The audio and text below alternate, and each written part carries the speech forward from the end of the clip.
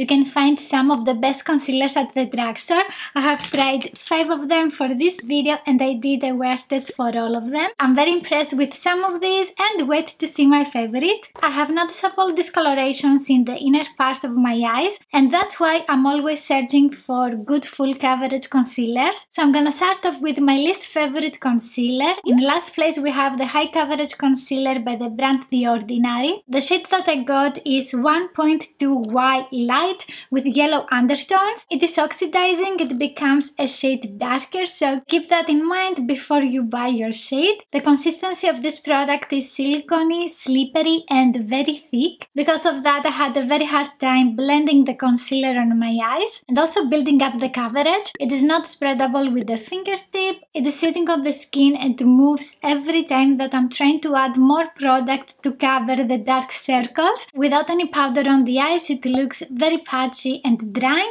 However, it doesn't feel drying. That's very weird. I have also tried to apply the product with a fluffy brush. This is round. It didn't work and it took me more time to apply the product because we have a squeezable tube. I have used the same eye cream for all of the concealers, so it's not the eye cream, it is the concealer. For this specific one I have tried it with another eye cream as well and I had the same exact results. It wasn't blendable or buildable. In the swatch it has amazing coverage. You just need a tiny amount of the product, but on the eyes it's not blending. It grabs on the specific area that you have placed it with your fingertip or a brush and then it doesn't blend at all. It looks clumpy and flaky. That's why I didn't do a wear test for this concealer. It was looking terrible. The great thing about this product is that you can find it in 36 shades, so you're going to find your shade, and it is also formulated without a lot of ingredients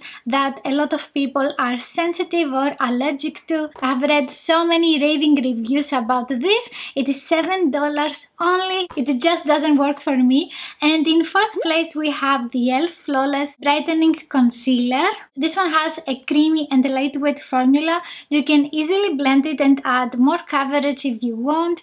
It doesn't dry fast on the skin and it has a satin finish before you set it with powder. It looks very smooth with powder or not. The coverage is light to medium. You can see some shadows in the inner corner. That's why I have it in 4th place. It feels like nothing on the skin and it didn't crease at all after the wear test. For the packaging we have a clickable pen. That's not convenient at all because you don't control how much product comes out. However, the bristles of the brush are very soft and they don't irritate the skin. It oxidizes a shade darker, and the shade that I got is light 26 and it is described on their website as light with neutral peach undertones, and this is exactly that. They have a nice shade range for this concealer with 18 colors and it contains hyaluronic acid and vitamin C. It is definitely brightening, and if you want more coverage you can add on top of this one a full coverage concealer. So you can use this as your brightening base and it retails for $6. Up next we have the Essence High Beauty Under Eye Brightening Concealer. I have it in the shade Peach Beige and you can use this to cover blue discolorations. It works great for my inner corner and has full coverage. It is creamy and in the beginning it feels more watery. You don't have to use a lot of it because it is very spreadable. The product is not fast drying, so you can build up the coverage if you need to. It gives a matte finish to the skin and has a peachy undertone. I have applied this all over my eyes so you could see the color better, but because it is peachy, it is better to use it only on blue discolorations. It is a lot darker and peachier than the e.l.f. Flawless Concealer. The peachy color of this concealer is more noticeable on the eyes, so I also applied on top of it another concealer in a more natural shade. The product is weightless on the skin and it doesn't crease during the day. We have the usual packaging for a concealer and we have a soft doe foot applicator.